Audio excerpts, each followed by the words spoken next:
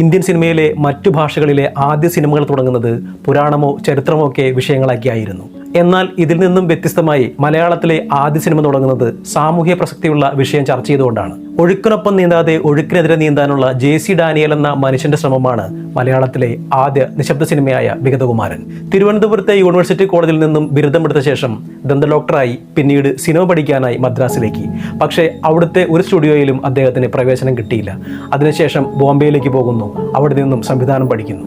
ആദ്യ cinema നിർമ്മിക്കാനായി 100 acre സ്ഥലം വിറ്റു. കേരളത്തിലെ ആദ്യത്തെ നിർമ്മാണ കമ്പനിയും സ്റ്റുഡിയോയുമായ ട്രാവൻകൂർ നാഷണൽ പിക്ചേഴ്സ് സ്ഥാപിച്ചു. ചില സാമൂഹ്യ പ്രശ്നങ്ങളാൽ വിഗതകുമാരൻ എന്ന സിനിമ വൻ പരാജയമാകുന്നു.